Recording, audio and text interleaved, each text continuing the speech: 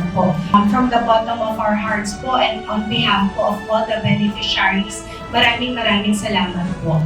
Papasalamat din po kami sa Philippines dahil kahit paano nakakabigay po sa amin.